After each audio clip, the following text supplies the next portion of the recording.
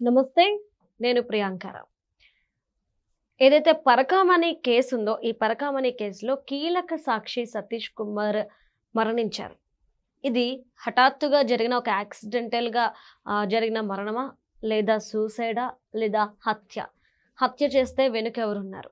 Suicide అయితే ఎందుకు చేసుకున్నాడు? ఇలాంటి ఎన్నో ప్రశ్నలు ఉత్పన్నమయ్యాయి. అయితే దీనికి సంబంధించి పోలీసులు కూడా సీన్‌ని రీకన్‌స్ట్రక్ట్ చేశారు. మరి ఈ సీన్‌ని రీకన్‌స్ట్రక్ట్ చేశారు అంటేనే half of the case solve అయినట్టు. మరి ఇప్పటి వరకు పోలీస్ ఎంక్వైరీలో ఏం తెలిసింది అనేది మనం తెలుసుకునే ప్రయత్నం చేద్దాం. మనతో మాట్లాడడానికి జనసేన పార్టీ రాష్ట్ర అధికార ప్రతినిధి శ్రీనివాస్ గారు ఉన్నారు. ఆయన అడిగి తెలుసుకుందాం. నమస్కారం సార్. సార్, ఏంటి పరకామణి కేసులో సతీష్ మరణానికి సంబంధించిన కేసు ఒక కొలిక్కి వచ్చింది అని అనుకోవచ్చా? మాది పరకామణి కేసు ఎప్పుడైతే కేసు బయటకు వచ్చిందో ఆ కేసు మీద ఆ రోజున పరకామణిలో ఎవరైతే దాన్ని దొంగిలింత రవికుమార్ అని అతన్ని పట్టుకోవడం, అతని మీద కేసు వేయడం, ఇవన్నీ చేసినటువంటి ఈ సతీష్ కుమార్ గారు ఆ తర్వాత లాస్ట్ గవర్నమెంట్లో ఆ కేసు సెటిల్మెంట్కి అలా లోక్ అదాలత్లో సెటిల్మెంట్ చేసుకోవడం, ఇవన్నీ కూడా ప్రభుత్వం తర్వాత బయటకు వచ్చినటువంటి అంశాలు. అంతకుముందు రాలా, దాన్ని ఎదురు కప్పిచ్చేశారు. ఆ రవికుమార్ అన్న వ్యక్తిని ఎవరైతే చేశారో అతన్ని బెదిరించో అతనికి ఉన్న ఆస్తుల్ని మన తిరుపతిలో కావచ్చు, లేకపోతే తమిళనాడులో ఉన్నటువంటి ఆస్తులు కావచ్చు, వాళ్ళు రాయించుకుని ఇన్ని రకాలుగా చేశారో పెద్ద ఒక సినిమా స్టోరీ తీయచ్చు పరకామణిని. అటువంటి విధంగా ఆ అంశాలన్నీ కూట ప్రభుత్వం వచ్చిన తర్వాత బయటకు వచ్చినాయి. సరే, ఆ కేసుకు సంబంధించి ఎవరైతే ఫిర్యాదు చేశారో ఆ ఫిర్యాదు చేసిన వ్యక్తి గుంతకల్ నుంచి సీఐగా పనిచేస్తున్నాడు. ఇప్పుడు గుంతకల్ నుంచి విచారణ నిమిత్తం అతను వెళ్తుంటే అర్ధరాత్రి అతను మరణించడం మనకు అందరికీ తెలిసిందే. పోస్ట్ మార్టం రిపోర్ట్లోనే మనకు ఒక క్లారిటీ వచ్చింది, అది ఆత్మహత్య కాదు హత్య అన్నట్టుగా డాక్టర్లు చెప్తారు కదా ఏదైనా. అయితే దాన్ని అలాగని చెప్పి మనం నిర్ధారణ రాలా.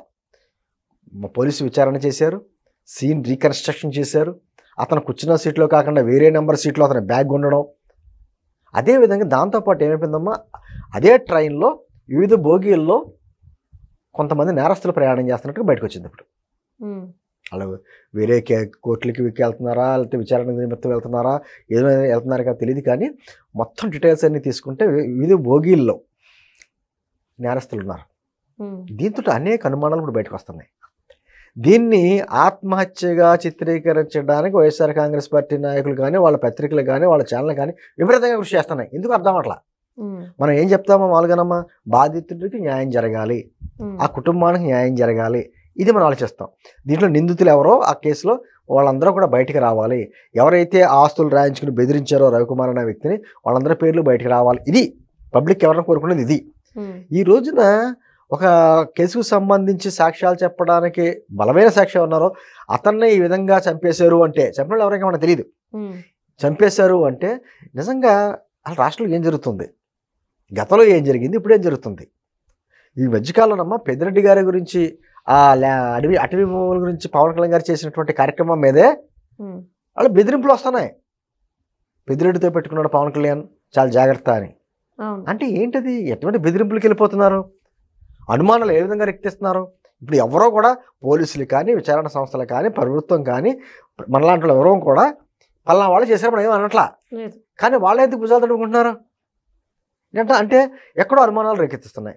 అంటే గతంలో కూడా వివేకానంద రెడ్డి గారి హత్య కేసు కావచ్చు, పరిటాల రవి గారి హత్య కేసు తర్వాత జరిగిన పరిణామాలు కావచ్చు, ఏదైనా ఒక కేసుకి సంబంధించి ఇమ్మీడియట్గా దాన్ని డైవర్ట్ చేసి మాట్లాడడం, వేరే విషయాలను బయటకు తీసుకురావడం వాళ్ళకి అలవాటు అయిపోయింది. దాంతో ఏమవుతుంది, ఇప్పుడు ఏదైనా ఊళ్ళో జరిగింది, దొంగతనం జరిగింది అనుకోమ్మా, పాత దొంగలు ఎవరున్నారో వాళ్ళందరినీ విచారణ చేస్తారు. అది సహజం, ఎందుకంటే వాళ్ళకి తెలుస్తుంది, లేకపోతే ఎవరెవరు చేశారు, ఎలా చేశారు అన్నది విషయం వాళ్ళు చెప్తారు. వాళ్ళు అదే విధంగా వీళ్ళకి భుజాలు ఇప్పుడు తడుకుంటున్నారు. ఏమైందంటే చిన్న విషయం కాదు, అతను ముసలి వ్యక్తి కాదు, రిటైర్మెంట్ స్టేజ్కి వచ్చినటువంటి వ్యక్తి కాదు.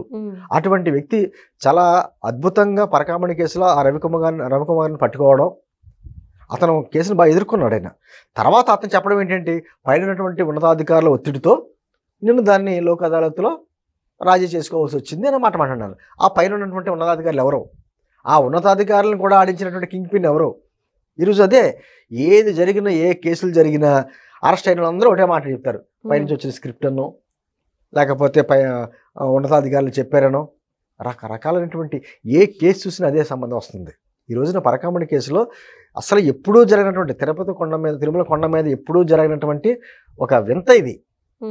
ఎందుకంటే అంత సీసీ కెమెరాలో అంత పకడ్బందీగా ఉన్నటువంటి ఆ గదిలో అతను పట్టుపడ్డాడు. డాలర్లు మాయం చేస్తా 100 కోట్లు ఏమైపోయినాయి తెలుదా. నేను అంటుంది అతను తప్పు చేయడమే చాలా వింత అనుకుంటే ఆ తప్పుని కప్పిపుచ్చుకోవడానికి వీళ్ళందరూ చేసేటువంటి కార్యక్రమాలు మరీ వింతగా ఉన్నాయి. ఈ రోజున చనిపోయిన వ్యక్తి బాధిత ఆ కుటుంబంలో ఉన్నటువంటి అతని తమ్ముడు అనుకుంటా, ఆయన కూడా బయటకు వచ్చి ఇది ఖచ్చితంగా హత్యే, ఆత్మహత్య కాదు, ఆత్మహత్య చేసుకోవటువంటి పరిస్థితులు మా సోదరుడికి లేవు అని చెప్పేసి కుటుంబీకులు అతను చెప్తున్నాడు ఆయన.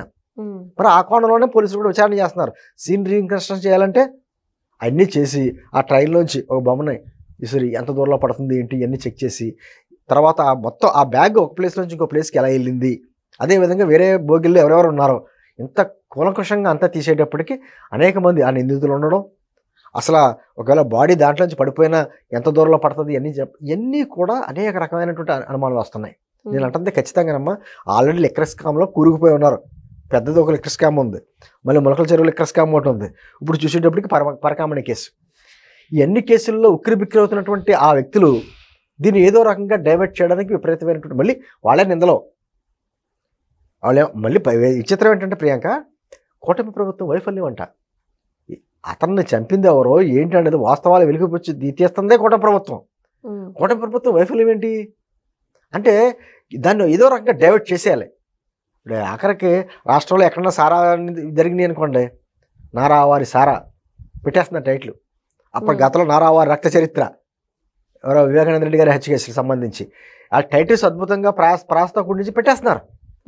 ఏంటంటే అలాగే ఇది కూడా పరకామణి కేసులో కూడా ఏదో రకంగా దీన్ని డైవర్ట్ చేయాలి, ఆ నింద ఏమైనా ఉంటుందో కూట ప్రభుత్వం వెయ్యాలని విశ్వ ప్రయత్నం వాళ్ళ ఛానల్ పత్రికలు కానీ ఛానల్ వారు కానీ వాళ్ళ నాయకులు కానీ చేస్తున్నారు. వాళ్ళు అనేక రకాలుగా మాటలు. ఏంటంటే ఎప్పుడైనా సరే బాధితుల పక్షాన్ని నిలబడాలి. చిన్న కుటుంబం, ఆయనకు చిన్న చిన్న పిల్లలు ఉన్నారు, ఆ భార్య మన అందరి కుటుంబంతో రోడ్డును పడ్డది, అతనికి ఏమైనా ఆర్థిక ఇబ్బందులు ఉన్నాయా అవన్నీ ఆలోచన అటువంటివి ఏమీ లేవు. ఇంట్లో వాళ్ళే చెప్తున్నారు ఆత్మహత్య చేసుకోవాల్సిన పరిస్థితులు ఏమీ లేవు అని చెప్పేసి. అటువంటిప్పుడు వాస్తవాలు వెలికి తీయడానికి కుటుంబ ప్రభుత్వం విశ్వప్రయత్నం చేస్తుంది, పోలీసులు విచారణ చేస్తున్నారు, రీకన్స్ట్రక్షన్ చేస్తున్నారు, ఎవరి మీద నింద ఇట్లా కానీ వీళ్ళే భుజాలు తడుపుకుంటున్నారు. ఇది ఏమైనా ఖచ్చితంగా ఇది కూడా ఎవరు చేశారో తెలియదు కానీ బయటకు వస్తాయి, పేర్లతో సహా బయటకు వస్తాయి. వచ్చినప్పుడు ఎవరైనా సరే న్యాయస్థానం ముందు శిక్ష అనుభవించాల్సిందే, తప్పదు. Thank you so much sir.